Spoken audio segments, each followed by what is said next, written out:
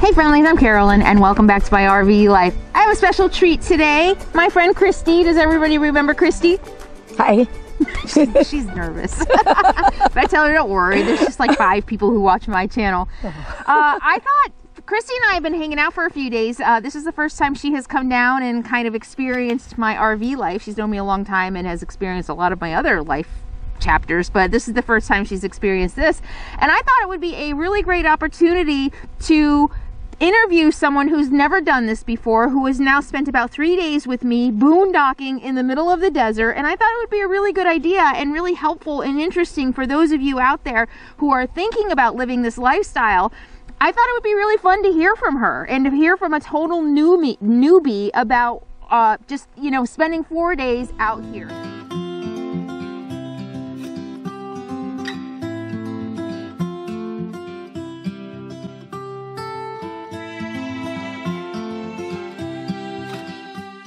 So Christy's going to introduce herself now and tell you a little bit about herself, because I thought it would be helpful to know a little bit about her to give you context for her boondocking experience the last few days. So, hi Christy. Hi. So I'm Christy. I'm from the Bay Area. So obviously I've always loved nature and been around nature, but definitely a city girl. I grew up doing a little bit of camping. Mostly the work was my mom and dad doing all the work. Thanks, by the way. my actual attempts at adult camping were mostly with you many long time ago, and I've always loved it. I'm not particularly good at it. I'm more likely to do a hike than go out overnight. So I was really excited though. I mean, I wanted so badly to come out on this trip and travel with you and hang out in the RV and see what it was all about. So I definitely, I was excited for this experience and to see what, I knew what boondocking was because you had educated me, and had she not, I don't think I would have had any clue.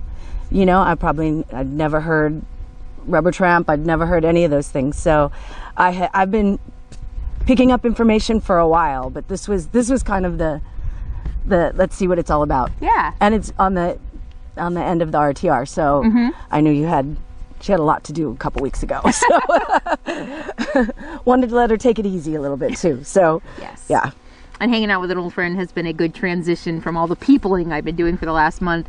But in case there are some newbies tuning into this video who maybe never watched a video about boondocking before, or my channel before, boondocking is what we call officially, when you look on the public lands websites like National Forest or BLM or other public lands, they officially call it dispersed camping. It's also known as dry camping. And what that means basically is just that you're going out onto a public land and you are fully self-contained. There are no services, there's no toilet, there's no shower, there's no outlets for your curling iron, no water, nothing. Everything that you need to survive, you need to bring in, and you also need to pack it out. And so that's where we are right now. We're about 40 miles really from the nearest real grocery store and gas station, and we have just been out here for about 4 days, just kind of enjoying some rest and relaxation. And that's what boondocking is. You know, basically going out in the boondocks and living off the land in my 24-foot RV. Not quite living off the land. So first of all, what do you think about as a city girl? And I think I used to be a city girl, and well, kind of a little bit of both, and I always felt more comfortable in the city. I grew up in the country, and when I moved to the city, I was like, oh my gosh, I felt so much safer, because my thought was, if you scream, somebody's gonna hear you. And so it took a while, and it took a lot of baby steps for me to get comfortable, you know, first camping alone and backpacking alone, for me to get comfortable out here. Now, you're not doing it alone, you're with me, but what's that experience been like for you, being kind of out in the middle of nowhere, coming like literally directly, like flying a couple hours from the city to here? Yeah. Like right out. Yeah, there was very little transition. Exactly. It was kind of like big city straight into this, which was stunning. I think you and I both talked about how I was a little worried about the silence, keeping me awake or making me antsy. And we were actually kind of blessed the first night with this amazing windstorm that I honestly thought we were going to blow away, but you know, but I was like, but at least it's not quiet, you know. It was going all night, and we both were, you know, waking up periodically, and I actually thought it was really cool. It just sounded amazing, but last night was the first night of true silence, and I slept. I wasn't sure how I would deal with it, and I loved it. I actually took a walk today by myself. First time I ventured off on my own, and kind of stopped for a minute to just listen to the silence. I was already pretty far away from the rig when I realized I hadn't brought my iPod, and I take my iPod everywhere. I take it literally everywhere, and all of a sudden I thought, oh, maybe I just need to just stop and listen, and it's amazing. Like, I really like it. It's a little spooky because I'm not used to it, but you know, it's kind of what I was looking for as well, you know, and like, you're kind of drawn to things you're afraid of, so. Yeah. Some people are drawn to things they're afraid of. How have you been able to comfort yourself, or how were you able to kind of get over especially when you were on a walk, you know, and you noticed it was silent and you didn't have your iPod, and how are you able to kind of self-soothe and not like let your mind run away with all the worst case scenarios? I just decided to stop and kind of listen to it, which you just don't do in the city. I mean, I guess that's it. So that was that, you know, is just trying to reach outside of what I would usually do, which would be to, you know, scream or play some music or something, yell at someone. And, you know, and then like also just the tiniest sounds of like feet on the gravel, one or two birds above is just almost shocking, you know, when you become really aware of it, which is really nice. I really like that. So I think that like just stopping to hear those things, you know, being in the moment. Just taking a minute to get out of your brain. Yeah. Really, that was a really, really good answer. Taking a minute to get out of your brain and just be aware of your surroundings and focus on what's around you. That's beautiful. Brilliant. Well, I've got the best teacher, you know. I mean, I definitely have asked a lot of kind of ridiculous questions while I've been here, but luckily she never makes me feel dumb. Like, are we going to blow away? Was one of them. Are you sure we're not going to blow away? Okay, I believe you then. All right. So let's give a little context to that. She said, oh, what did she say? Oh, just a little windstorm. Oh, we were blessed that we have that. I still, and those of you who watch me know, 3 years on the road, I still freaking hate the wind. And we had 60-mile-an-hour gusts the other night, okay?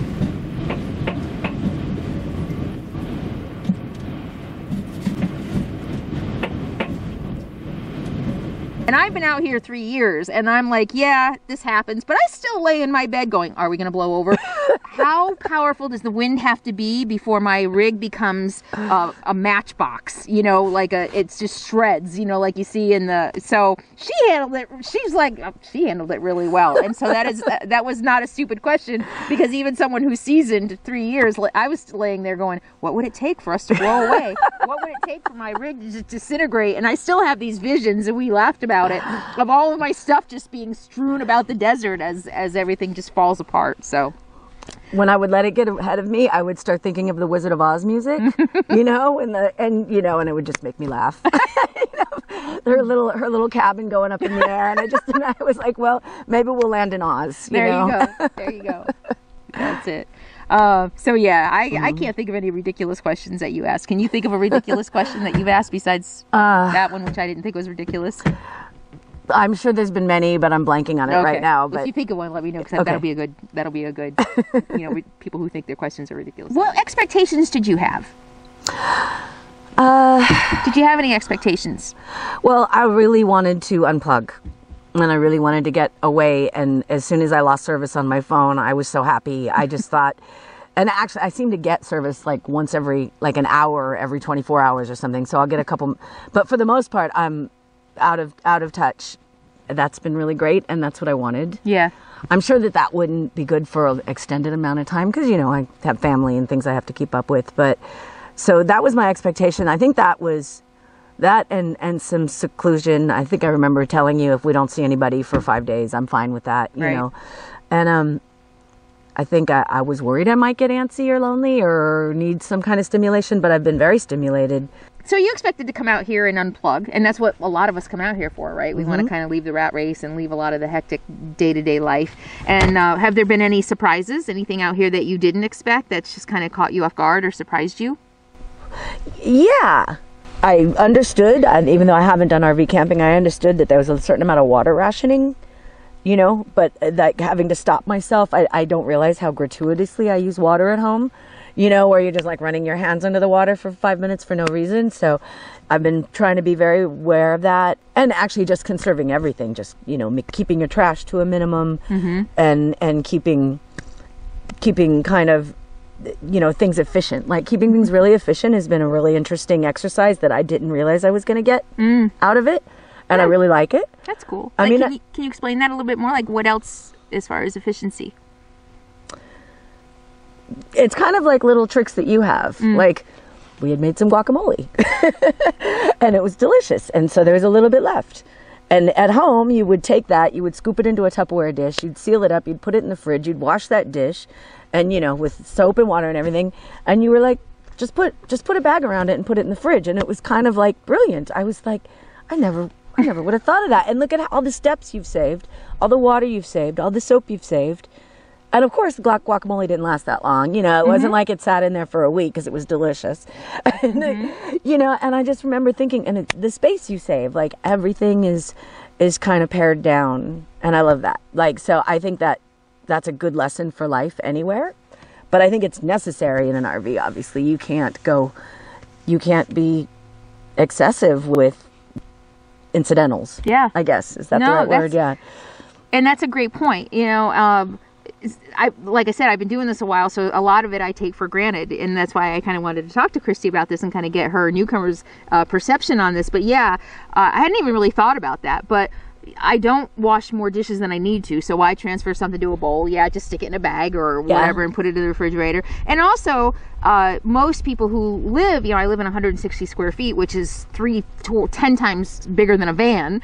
So people in van are very minimalist. When I first started, I only had like 2 spoons, 2 knives, 2 cups, 2 plates, and, you know, so you really do have to think about how you're using the things that you have. Of course, I've accumulated a few more things over the years, but yeah, and so you really are more mindful about how you use everything, and you do have to be more efficient in how you use everything, not just your resources, but the tools that you have inside your rig. Yeah. So yeah, that's pretty cool.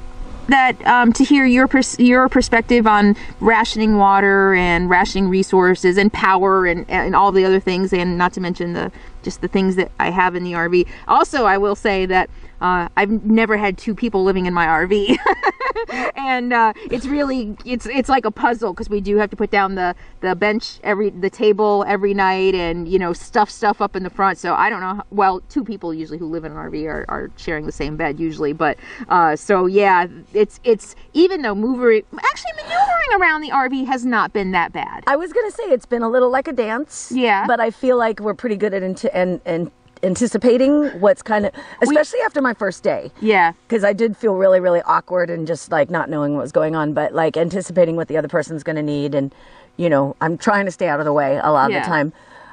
We've also waited tables together for a very long time. So when you said that, how we know how to instinctively, I think, dance around each other, because anybody who's waited tables, it is a dance. Yes, it is. You know, you're carrying plates and you're really like getting good about not running into each other, coming in and out of the kitchen and stuff. So yep, yeah, so maybe that helped. But yeah, I mean, and I'm only in 24 feet, but, you know, other than having to store all my stuff that's usually under the table and everything, so the storage, but yeah, and the last few days, because it has been so windy and miserable, we have spent a lot of time inside, and it's really not been that bad. No.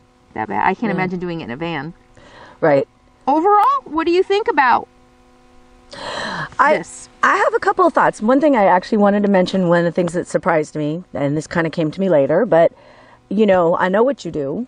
I've watched your things, you know, we've been in touch, you know, all these years that you've been building this. I think the thing I didn't realize, and this is probably true of most RV and van dwellers, is just how hard you work. Like, I think a lot of people, they're going to be able to park and sit and, you know, contemplate and read and everything, and there is nonstop work to do, whether you're a YouTuber or I think just out on the road. It doesn't seem like you have a whole lot of downtime, you know, to just be, and I think that's something that people could think about. Yeah. You know, like, yeah. Or maybe that's just because she's always been a workaholic too. Yeah. Always, even after and before. the waiting tables. Yeah. Well, let's talk about that. So talk about what we did yesterday. We did a trip into town. We had the mail. We had to drop recycling. We had to deal with trash. There was a little bit of shopping to do, which going that far into town, you really don't want to forget anything. That's a funny thing. I live in a place where there's a corner store, and I can, up until, you know, the middle of the night, I can pretty much run around the corner for coffee filters or, you know, whatever it is one needs. And yeah, you need to know what you're doing. You need to be efficient when you get in there. Well, I had a phone call to make, so she went in and worked. And gas, I had to get gas. Yeah. We had to get coffee. Yeah. We went to a hot spring. And the hot spring, yes. And a word to the wise, when wind is gusting at 40 miles an hour and it's 50 degrees outside, the hot springs are not hot. And when you get out, you really freeze your butt off. You really freeze. They are kind of lukewarm. They are like, and kind of a little warmer in some spots and pretty cold in other spots. But it was an interesting experience. It was. I'm glad we did it. I'm glad we did it. That's right. But the point is that, like to Christy's point, people ask me all the time, isn't RV life hard? And I don't necessarily think it's hard, but it is more work.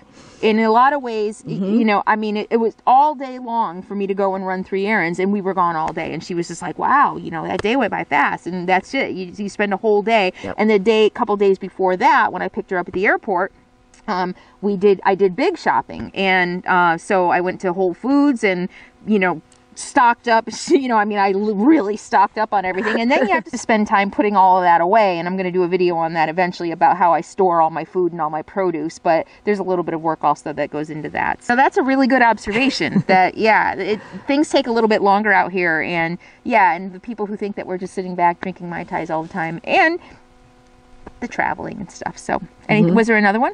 I did want to say just something about RV living though. Okay. Just because of where I live and just kind of the way that the world and the country is going is I have to work 2 jobs to pay rent. I have friends who have stepped outside the city. They're living in RVs, but they're stationary. They're not moving. And I actually think it's one of the most radical ways to say F you to the system. I really think I have so much respect for it. And I don't know if I have if I would have what it would take. For one thing, I'm not a great driver. I'm not a confident driver. So there's going to be a lot of interesting things happening with housing and the way people choose to live in the future because we're running out of space. You know what I mean?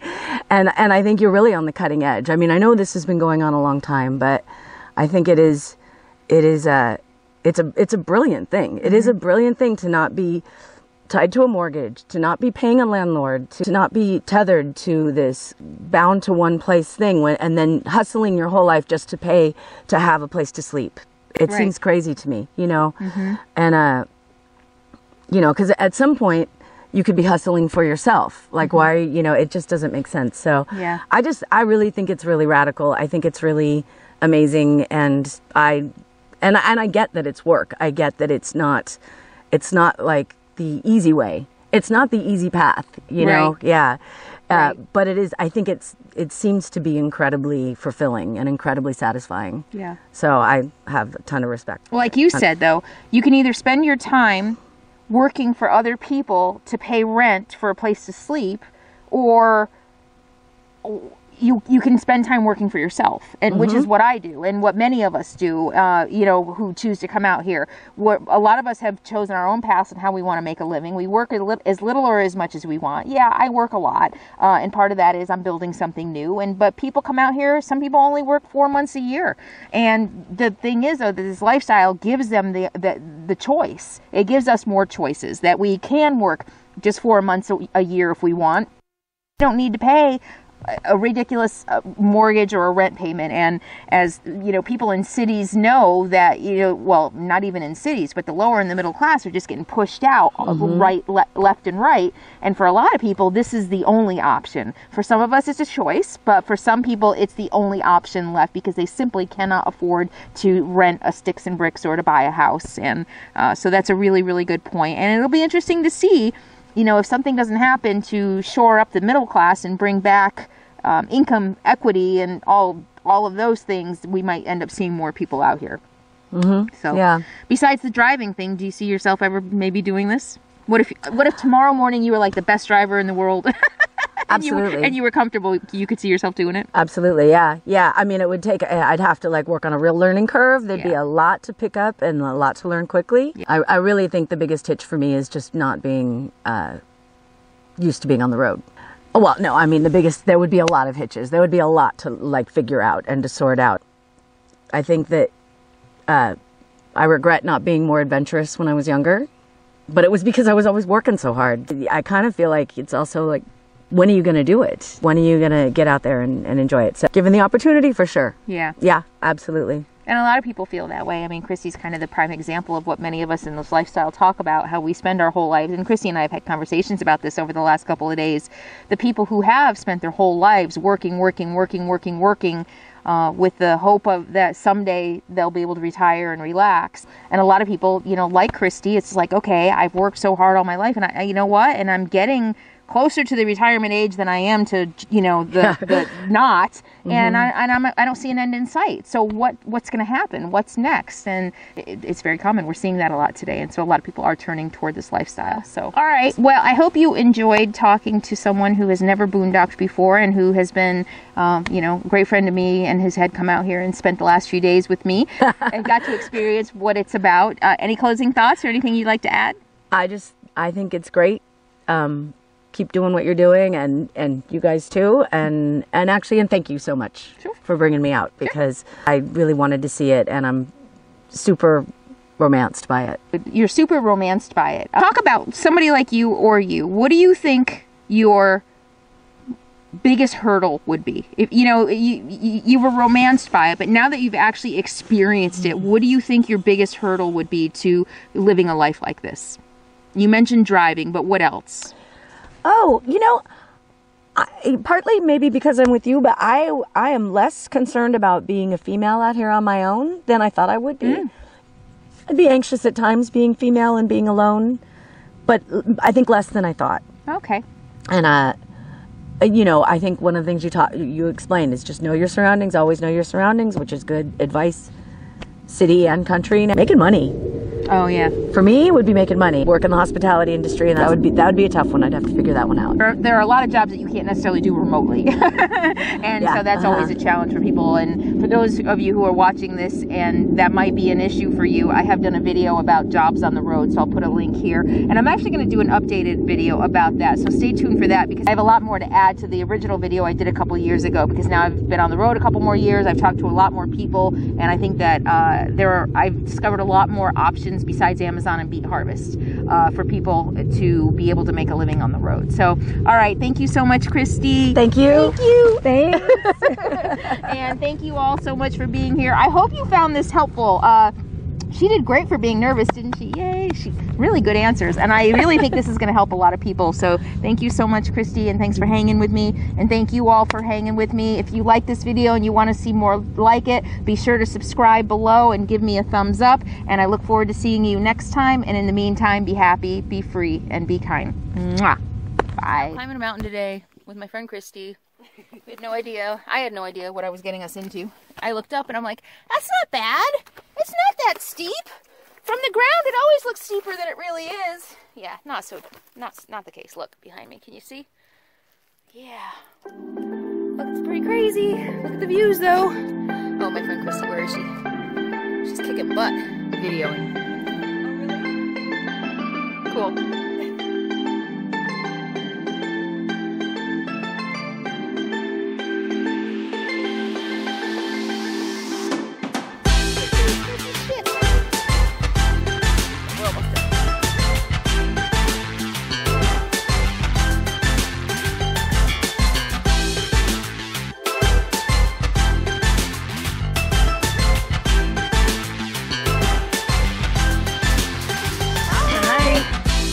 Boondocking for city chicks.